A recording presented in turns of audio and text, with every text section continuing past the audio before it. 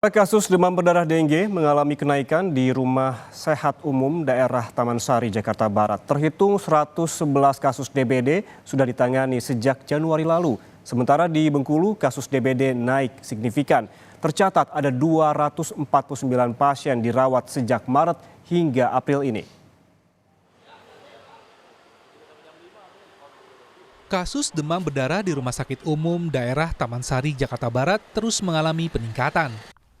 Sebanyak 40 kasus lebih pasien sudah ditangani oleh RSUD Taman Sari pada periode puncak kasus DBD di bulan Maret hingga April ini. Sementara itu, terhitung sejak awal bulan Januari hingga saat ini, sudah sebanyak 111 pasien DBD yang ditangani oleh RSUD Taman Sari, di mana 70% pasien diantaranya merupakan anak-anak.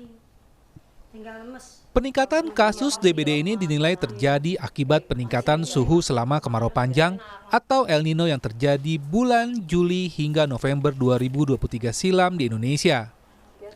Sedangkan bulan Desember hingga saat ini curah hujan sudah rutin terjadi, hingga menyebabkan meningkatnya kembang biak nyamuk akibat peningkatan kelembaban udara di sejumlah wilayah. Di RSUD Taman Sari kami sejak 1 Desember itu kami merawat hanya 1 kasus ya. November 0, Desember 1 kasus, dan sesudah itu 8 kasus dan lain sebagainya. Sampai puncaknya memang Februari ke Maret itu cukup tinggi, dan di bulan Maret itu ada sekitar 40 kasus ya. Jadi total kami sudah merawat sekitar 110-an kasus ya yang dirawat sejak 1 Desember, dan kami melihat polanya kemungkinan akan memuncak memang di April ini, tetapi tidak 2 kali lipat dari bulan Maret. Nah, ini suatu pertanda baik yang artinya nanti kemungkinan di Mei akan kembali menurun seperti itu. Sementara itu, sejak Maret hingga April 2024, sudah 249 kasus DBD ditangani Rumah Sakit Umum Harapan dan Doa Kota Bengkulu. Hingga kini sebanyak 18 pasien demam berdarah dengue masih menjalani perawatan intensif di Rumah Sakit Umum Harapan dan Doa Kota Bengkulu. Mayoritas pasien yang dirawat adalah anak-anak hingga orang dewasa. Angka kasus DBD yang mendapat perawatan di RSHD ini setiap harinya selalu bertambah. Rata-rata ada 1 hingga 2 pasien dirawat karena terkena DBD. Kasus DBD meningkat signifikan tinggi pada minggu pertama dan kedua bulan April. Kasus DBD kini menjadi prioritas penanganan di rumah sakit saat ini.